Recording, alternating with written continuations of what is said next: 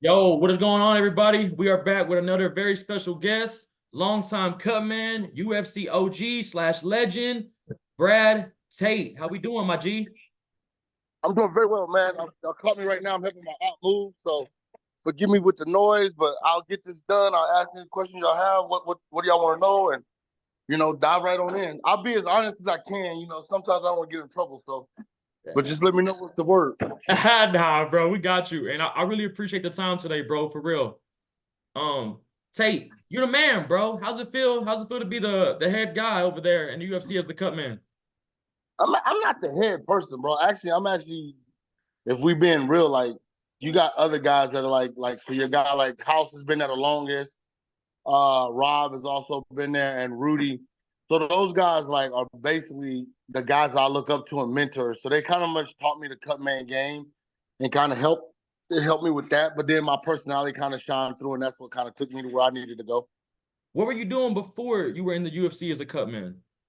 I was a paramedic in the fire department, and so that's what started me in this. And then I was like going to the fights, and I was IVing the guys, and I was like, hey, I kind of found my niche, and then I asked Burt Watson to if I could do that, and he was like, "Oh, you gotta learn this and this," and so I did the process, and he gave me an opportunity. I mean, it was a long process, so I don't want people to think like it's something simple, because I think some people look at it and feel like, "Oh, this is like how it is," but I've been doing this for 15, 20 years. How old were you when you got in the UFC? Like actually, like when you first got in there, how old were you? Uh, I was definitely in my 20s, but 27. No, that was when I was in the fire department. Maybe like late 30s or no 30s, like late 20s, something like that. Like I really don't know. I know my first experience with the UFC was Rashad Evans. When Rashad beat Forrest for the title was my very first, like even like being around MMA and realizing like what it was and what it was gonna become. That was my first time to do that. So, did you do any amateur fights before the UFC, like Cutman wise, or like what was that like? What's the training like to get into there? Or were they like, hey man, Yeah, we need you? so when I first got in, that's actually what Bert kind of told me was like I needed to go and learn how to wrap hands and then like kind of do that. So I did that for several years where I would fly to Texas or fly somewhere and stay in one of those low down hotels, stay with a friend, family member, and then go to the show, pay the commission fee, and do that. So like when people ever ask me about being a cut man, I'm like, oh, would you do it for free? And most be like, yeah. I'm like, well, would you pay to do it? Because essentially, like the first 5 to 7 years was me paying to be a cut man because you had to go to the gyms, you had to get in with the fighters and like try to convince them to let you wrap their hands. Half of them was like, whatever, because like now you couldn't even do that. Like now I couldn't imagine you going to a gym being like, hey, I want to be a cut man. They would probably laugh you out the gym and be like, hey, if you come in, and take a class, that you know what I'm saying? But because I was giving the guys IVs and stuff, that kind of helped my end. And then Winkle John showed me how to wrap hands, and then Trevor showed me, and the rest is history. Where you? How old are you? Or not how old are you? But like, what year did you start in the UFC? Uh, my first actual event that I ever worked was GSP Jake Shields in Toronto. So I got to go up there, and then I got the little UFC shirt with the red UFC on it. Bro, I was so happy about that. That shit was a game. I was like, because I didn't even have a vest. When I first started, I didn't even have a vest. I just had the little black shirt with the red lettering. And dude, I was so proud. I was like, that was a great feeling right there. Was Stitch still in the UFC when you got in?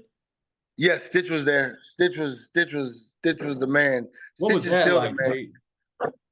Uh honestly, like uh Stitch has done more for being cut man than anybody, but Stitch didn't care for me. Stitch wasn't a fan of me, to be honest with you. Oh, really? Why? I don't know. I Yeah, don't know, yeah, and I okay, don't care. Like okay.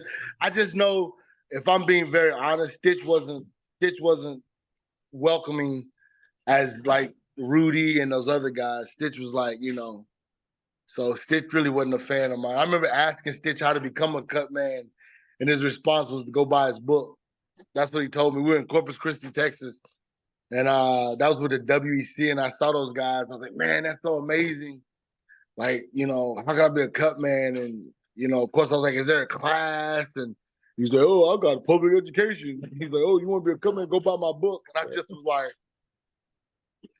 it just blew me out the water. I was like, okay, so, it is what it is. But I won't say like it wasn't like we didn't like outwardly hate each other, but I can tell you he wasn't a fan of mine. Little tense in between you and him around each other. It sounds like No, it was never tense. not like was tense the in a man. bad way, not like tense in a bad way, but just like y'all weren't homies. No, we were never like, but Stitch was the man. Like, I'm not gonna hate on you. Stitch is still the man. Like, people still like Stitch. Stitch has done more for Cutman than I will ever or anybody will do. I mean, he made it popular to be a Cutman. You know what I'm saying? That's true. And, That's true. and I'm gonna be honest with you. Like, I remember watching Stitch, man. The way he used to do the grease, that shit was so. That shit was it, bro. I used to watch Stitch do that shit and be like, oh, Stitch was cold with it. Like, I mean, Stitch was cold with it. Stitch had that swag with it when I was just like, oh. And I remember like doing it myself.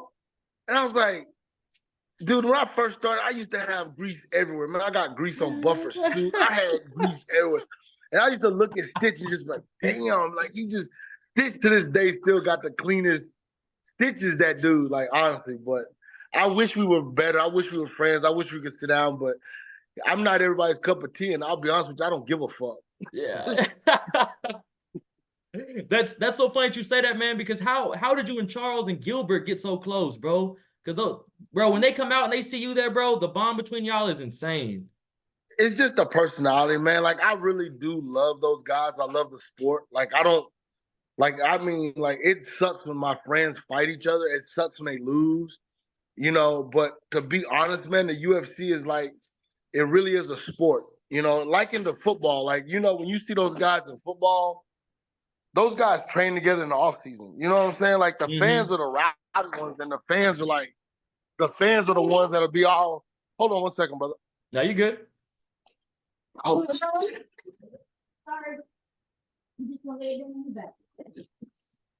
Okay. I got it.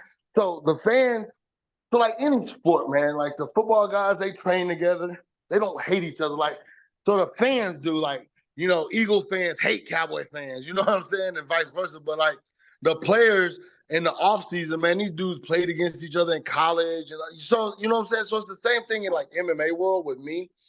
I don't get personal. I mean, those guys are amazing. I think like, it's truly, it's fun and being a part of it. I mean, I enjoy it, so, and when I'm in the back, man, I love talking to those guys about their family. I love catching up with them. Like, man, how you doing? And that's kind of like every show's like that. Like, you see these guys like, hey, man, congratulations on the last win. Or, hey, man, y'all been working hard. How have you been? How's your family? What's new with you? You get like that 10, 15 minutes of just catching up with your friends.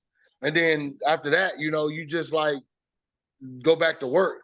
But I feel like with them in the Brazilian community, man, I love the Brazilians. I love all the fighters. But like Gilbert is just, I'm a kind of big kid where I talk trash and all the time. And some of the fighters are welcoming that and they like it. And those are the guys. And when you do, you just develop that kind of bond with them, That's what's up, Tate. And here's another thing too, where you're talking about in the back. See, I always thought in the back, I thought when y'all went back there, I didn't really think y'all would talk to them. It's just business, wrap hands, kind of get it going. But I would watch the anatomy of a fighter, and it would show the behind the scenes of like you back there, House back there. And it's like y'all just hanging out. Like y'all you and DC are hilarious when you're wrapping his hands. It seems like he ain't even going out there to fight. It seems like y'all are just hanging out, bro, like at the gym. Some fighters welcome that. Like, some fighters are cool. Like, some fighters want that bullshit moment because it takes their mind off of what they got to do. You know what I'm saying? Yeah. Some fighters are just like, no, like, and like, the ones that are like Jamal Hill, man, that dude are talking shit up until the cage. Joaquin Buckley's another one, bro. And like, the best thing about the UFC now is it lets these guys have their personalities. So like Kevin Holland is funny. Charles is there. Like, when Charles gets ready to fight, man, I even got brought into the prayer circle. I was like, oh, I'm here. You know what I'm saying? and it feels amazing, brother. Like, especially when those guys are not fighting and they give you a hug and they're like, oh my God. You like, oh man, like it feels wonderful. Like, I love that moment. Like, I just saw Charles and and Mexico City, and he's like, "You got me." I was like, "Bro, of course, like you my guy, you know." And then his whole camp, and you start just developing that rapport with the guys, man. And like, as long as you can make them feel at ease in the back, you know, like I love Molly. Molly's another one, bro. Like I can wrap Molly's hand, put on some old school hip hop, some Biggie, whatever. And she just gets coming out, and it's the best experience. And then, like when Molly like wins, like bro, like she won, jumped in my arms, and just that's an amazing feeling, bro. Like it really is when you deal with the fighters like that. Tay, that's so fucking cool, bro. Because like even when Charles wins, he picks you up. That's just dope for us to see, bro. Gilbert wins, he comes right at you, even if he's bloody or not. Puts his head on you, like. Oh yeah, bro. Like that. Like I told bro again. That's your family. That's your bond. I mean, like I'm not in there sweat, blood, and tears, but like I'm there, you know. And like when I wrap a guy's hands, like I take that shit personal. Like I don't ever want a fighter to get injured, or even if you stop a cut, you know, it's like, and that's just not me, man. Like I know it's like Tate, but that's all the cut, man. These guys are so about that fighter life. Like we even say that, like it's about the fighter. It's not about us, you know. Like we want those guys to win, and we want them to be successful, and we want them to put on a great show. So, you know, whether it's me in the corner or somebody else stopping that bleed or stopping that, man, it's just, it is, man. And like they've instilled a product that makes you want to be good at it, you know. And the fighter, you want that guy. Like even if I'm working that guy's corner, like I'm like, all right, cool. And then you interact with the coaches like Eric, you from Extreme Couture, man. I'm like, hey man, I need to get in front of you. And he's like, yeah, I got you. Don't worry about it. Like everybody, Cutman wise, and everybody's pulling for that goal for that fighter to win. You understand what I'm saying? So like the jiu-jitsu coach or the striking coach is sitting there, and then for that 1 minute, I'm part of that team, and they're like, yo, Tate, do your thing. All right, cool. Like I love Pahumpa. Like I work really well with Pahumpa. I'm like, hey man, can I get in front of you? He's like, yeah, no, do it. And then it's even crazier is when you're in the corner, listening to the coach instruct the fighter and then watching the fighter go do it. That's just like foreshadowing, like, all right, we want you to do this. And then he goes out there and executes that plan. And you're like, oh shit, I just heard him tell him to do that. Yeah. So it's crazy. Like it's the best thing ever. Bro, that's crazy. So you're in, so like let's say you walk out with Charles Oliveira. You're in his corner, like right next to his coaches the whole fight. So I'm sitting behind them. And they're speaking Portuguese. But when you go in the corner in between the rounds to work, you're in there and you can hear them instructing him and telling them what to do. And so like, of course, like in between rounds, I mean, during the fight, they're screaming, but it's so loud. Only at the apex you can probably hear, but like in those arenas, you can't hear anything. And so then when you get to go in that ring and like Pahumpa's in there, Eric's in there telling this guy like, all right, bro, listen, we may have lost this round. We got to do this, okay? Circle this, do this, put him on the cage. And you see those fighters listen and do that. That shit's so amazing. Like, oh, shit, he listened. Or like, damn, he didn't listen. Ooh, you know? Or sometimes, like, Pahumpa's the best, bro. He'll abandon a game plan in a minute. He's like, this motherfucker's not doing anything that we thought he was going to do, so go out here and make some shit happen. Like, it's a cool experience. Tate, so that's crazy as hell, bro. So here's something I want to know, too. What's going through, like, are you more nervous when, like, you're about to get in there and you see the guys leaking, eyes swollen shut, both head just leaking from his head, nose all swollen together, lip busted? Are you like, damn, I got to get to work. I got 60 seconds to go. Or are you like, here we go. This is my job, baby. When I see that, like, we all want that. So, like, the fight, like, the fight that happened with the guy in Mexico City, I did not want to be robbed. Like, I was like, ooh, I was like, you got a lot of work to do. But like for me, like when you see it happen, you're like, okay, I got some work to do. Okay, and this is my moment. And then like when you get in there, you know, I run to the fighter, wipe him down, whatever, and then you get that guy in the corner and you're like, all right, let's look, you know. But while it's happening, it's like, whew. Now, while I'm waiting there in between the fight, I'm like, oh shit, like my biggest concern is after I leave, like, did I do a good job? Like, is he bleeding again? Like, I suck. You know what I'm saying? Are they going to stop the fight? Like, okay, did this happen? Is his eye going to close shut? What we going to do and what we going to get going is my biggest concern there. Man, another cool thing, too, that I like about that, what you do, bro, in the corners, and not just you, all of y'all do. I don't know if it's just like a thing y'all talk to each other about.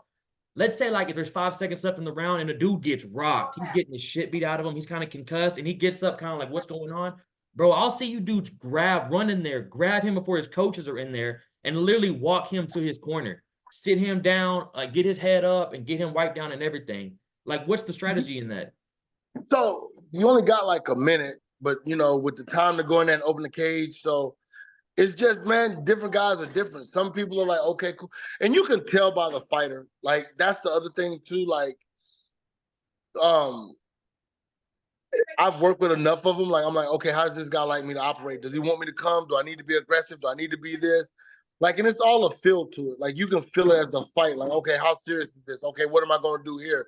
Like, do I really need to get here? Like, you know, and you go from there with that mentality. But it's not I can't tell you a science, man. It's not like I'm trying to keep the secrets. It's just, it's a feel for it, to be honest. Like, you'll know what you need. Like, okay, hey, but you got to also remember too, like, you don't want to interject your energy into that corner. Like, you don't want to be freaking the fuck out, because then, you know, fighters like, oh my God, is it bad? Dude, like, I got it. Damn, that's Okay. a good ass point, Tate. Because how many times we've seen dudes where their eyes aren't even fucking, like their eyebrows hanging below their eye, and like if you're sitting there like, oh god damn, but like you can't. Yeah. Like, that was a good ass point. I didn't think about that. You literally have to just be straight faced the whole time, whether their nose is like Mike Perry's is fucking on the other side of their cheek. You got to be low. Oh, Mike Perry's shit was, oh my God. I was like, you know, but again, then you come back and like, I'm good. Like, you'll tell a doctor, like, yo, this is what I saw, boom, boom, boom, and like that. So being a paramedic has helped me with being a cut man, because you kind of know, like, I hear the doctors, the medical terms and stuff like that. I'm like, okay, cool. But for the most part, man, like I said, again, it's a feel to it, you know. You wouldn't have never imagined like a top athlete freaking out, you know. And again, so when you're in the corner, man, you like looking at the goo, like, all right, cool, I see it. Okay, it's a little cut. And they'll ask you, like, what is, oh, it's just a little cut. I got it. Oh, yeah, I can stop it. No biggie. And then you go from there. And then, like, you work systematically on what's going to stop a fight, you know, because sometimes it might be the swelling and not the cut, you know. Like, you have to know, and you got to know kind of what you're doing in there, what you're working on, because you never want to fight or a fighter not to be able to continue because of something you did or did not do.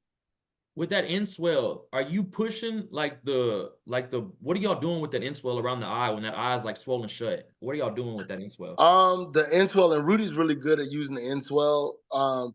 You just want to place it on there. Like, you don't want to start causing trauma by pushing and moving and doing stuff. So, like I said again, man, being in that corner, you really want to be delicate. You're not in there like, I know, like, people see Rocky and every tap out movie and MMA movie, they're doing that. That shit is not what it's like. You know what I'm saying? And so a lot of times, man, my mind says, like, don't kick the bucket over. Don't make a mistake in here. You know what I'm saying? Don't do that.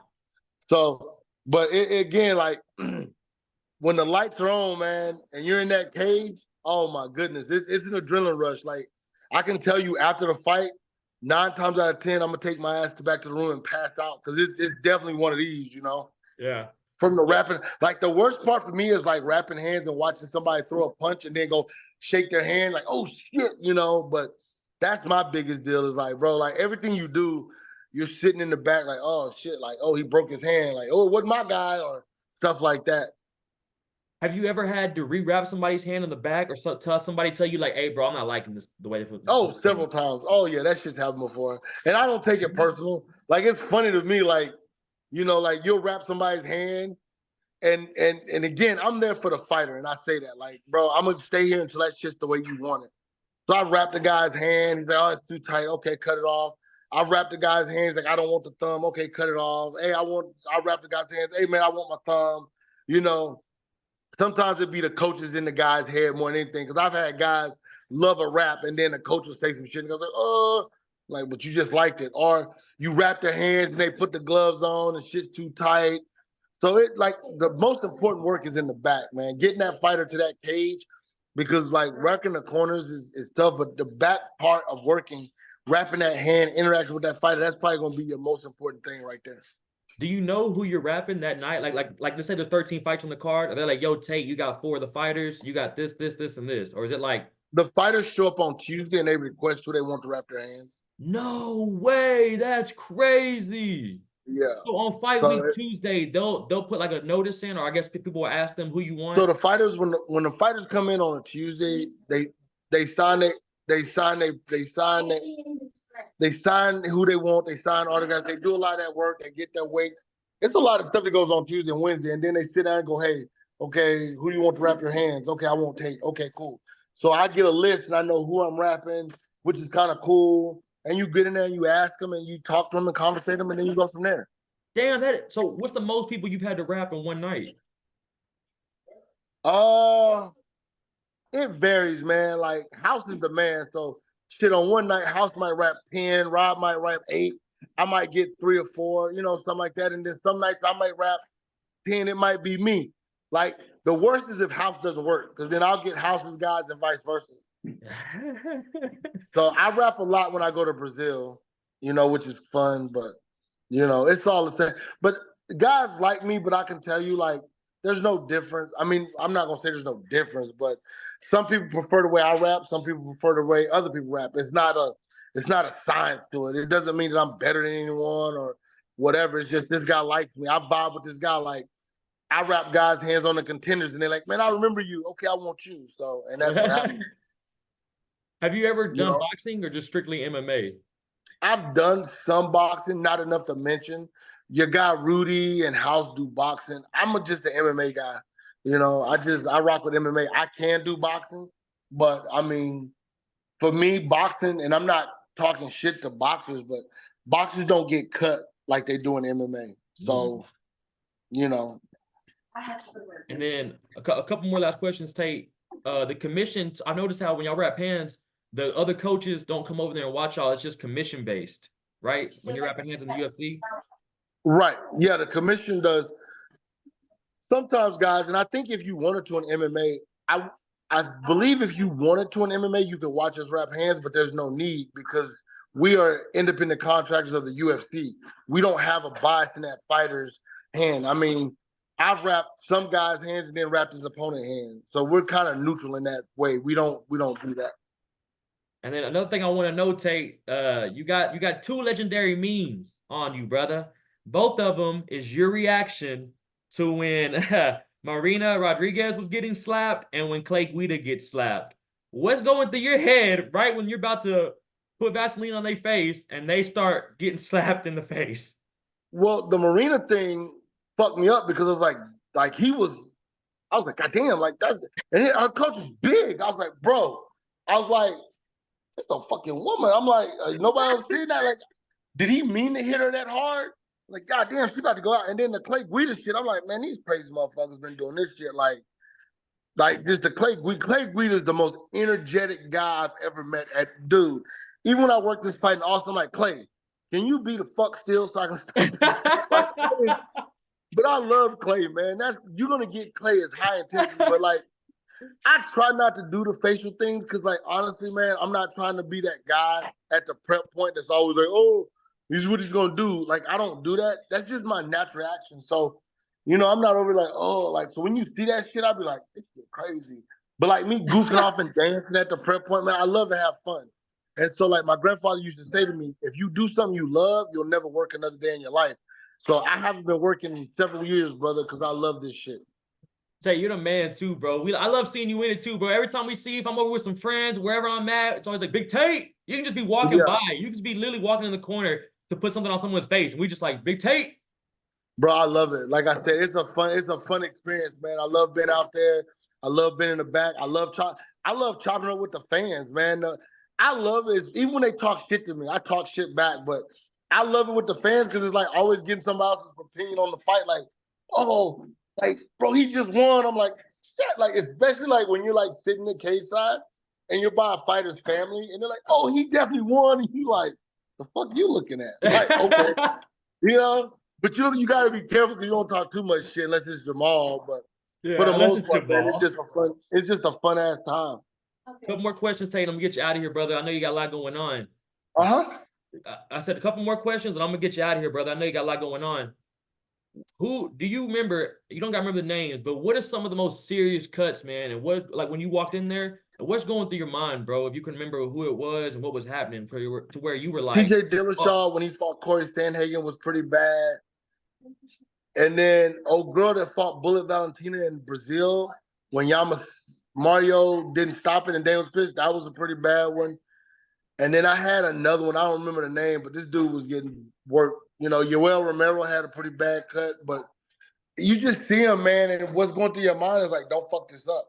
You know, like, oh shit, like, you know, don't let me be the reason they stop the fight. But other than that, man, it's just it is what it is. You know, you go in there and I don't even remember half the shit I be doing. I just get it done and then come on out and laugh and talk shit in the back.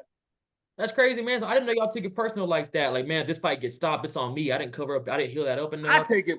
I can't speak for the other people, but dude, I don't want to be on Insta. And with social media, oh my God. Fuck, I had Joe Rogan blast me, accuse me of putting too much grease on Romeo Morero, which I didn't. But, you know, Big John threw me under the fucking bus when he could have made him stand up, but it wasn't too much grease. But Big John's never going to take ownership of anything. He's going to always make – Big John now is always above reproach. Like, he can never make a mistake.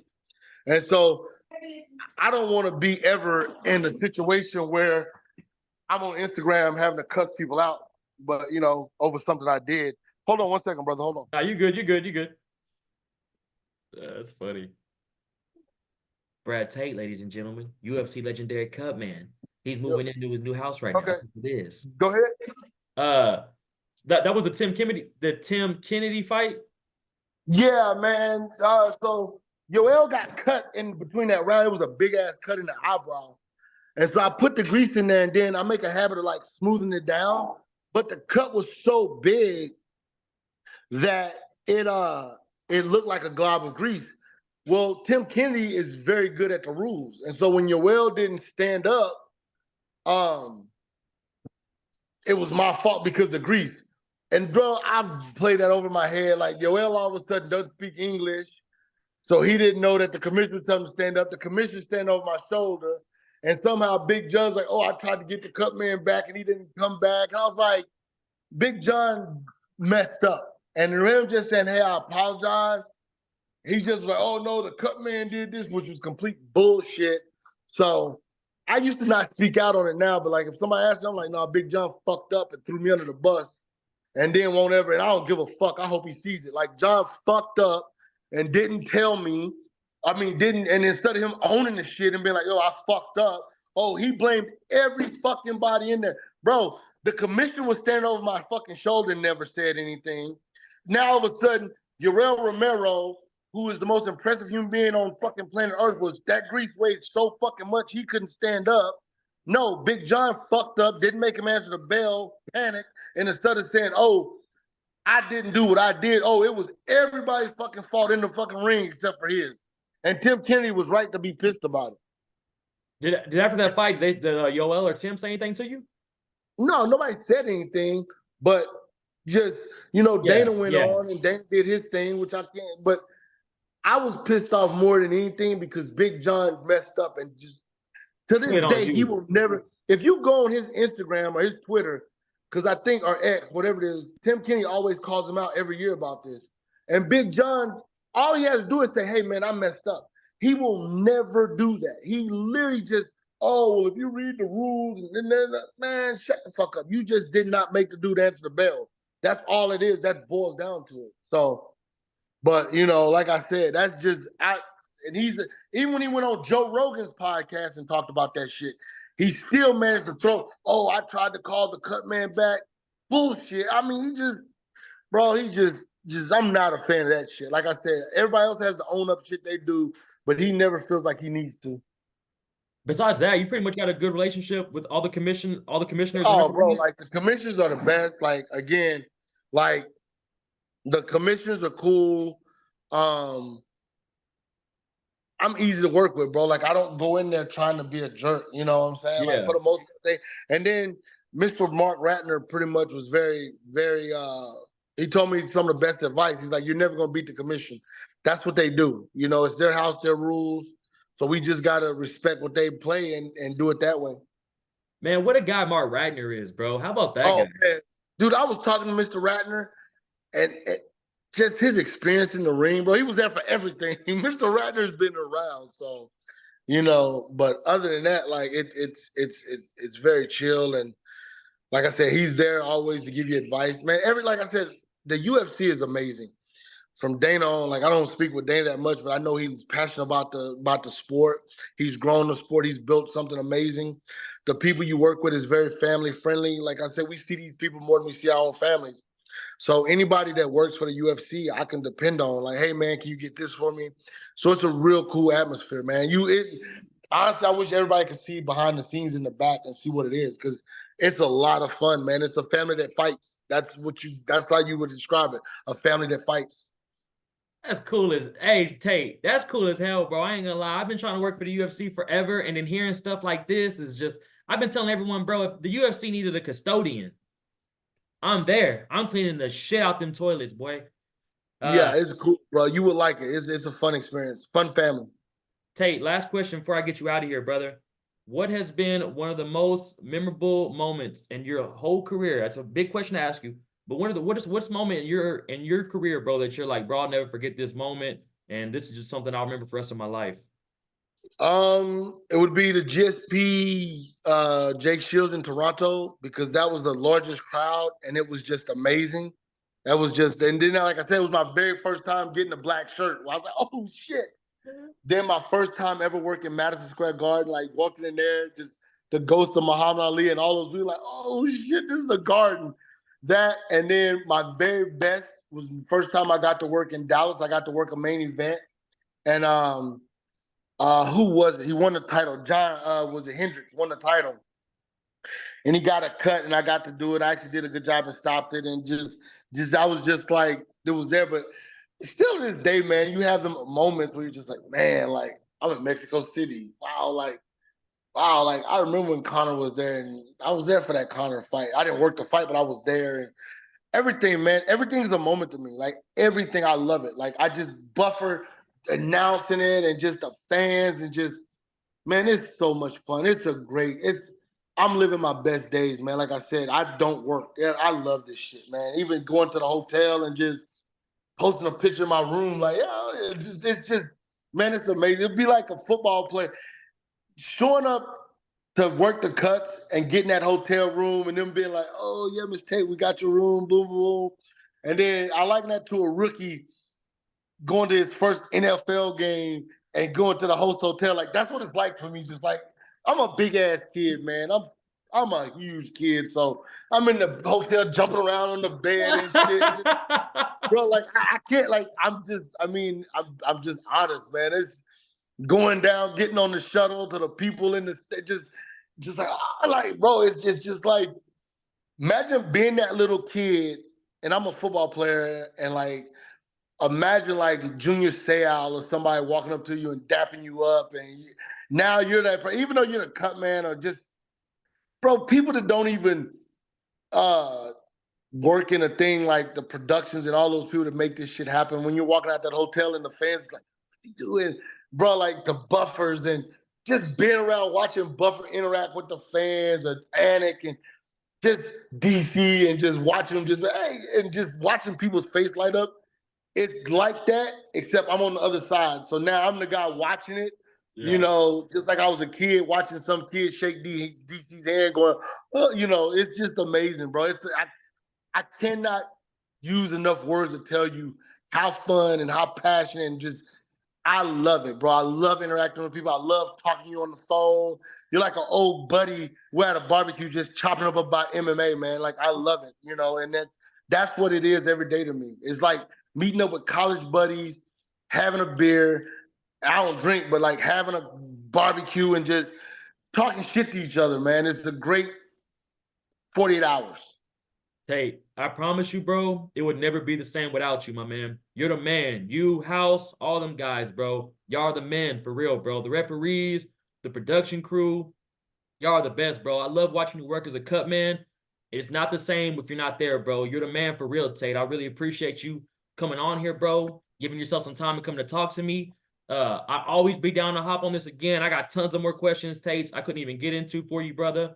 But bro, just hit me up whenever you want and let me know, and I'm down, brother. Like, I love chopping it up with you, and again, just, yeah, whatever. Let me know. Tate, I'm available. Say less, brother. Y'all follow the man, Brad Tate. Y'all already know, legendary cut man. He's the man. Without him, none of this goes through, baby. Tate, you the man, bro. I appreciate you, brother. All right, thank you. Have a good one, brother. Yes, sir. You too, Tate. Bye.